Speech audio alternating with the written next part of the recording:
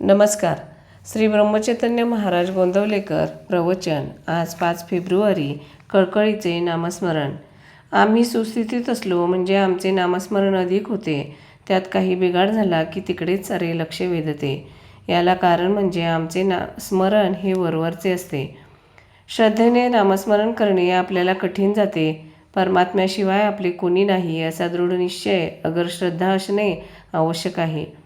म्हणजे मग प्रकृतीत काही बिघाड झाला तरी आपले स्मरण टिकून राहील. द्रौपदीला आता आपला कोणी त्राता नाही असे वाटून जेव्हा तिने श्रीकृष्णाचा धावा केला तेव्हा भगवान लगेच धावून आले. असे खऱ्या कळकळीचे स्मरण आपल्याला असायला हवे.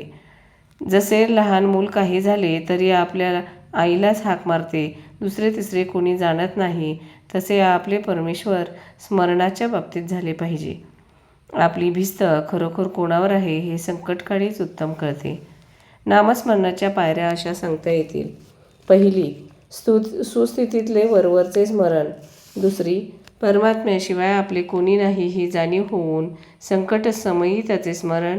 आणि तिसरी, हीच जाणीव दृढ होऊन पुढे अखंड होणारे नामस्मरण.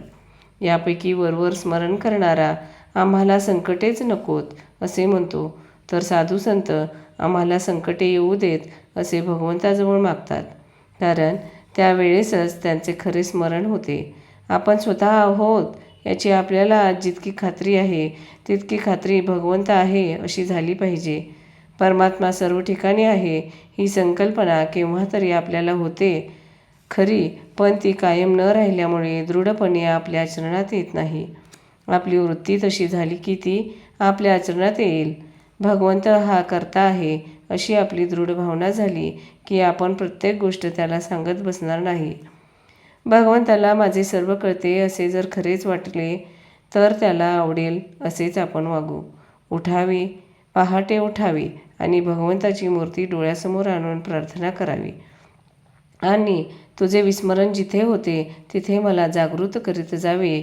नाही मला आता तुझ्याशिवाय आसरा असे म्हणून त्याला मनपूर्वक नमस्कार करावा. मनुष्य कसाही असला तरी भगवंताच्या स्मरणात त्याला समाधान खात्रीने मिळेल. जो भगवंताचा झाला त्याला जगण्याचा कंटाळा कधीच येणार नाही. विषयाचा आनंद हा दारूसारखा आहे. ती धुंदी उतरल्यावर मनुष्य जास्त दुःखी बनतो. मी भगवंताचा आहे या भावनेने जो राहील त्यालाच खरा आनंद भोगता येईल. भोग व दुःख यात वेळ न घालविता भगवंताकडे लक्ष दिले पाहिजे. धन्यवाद.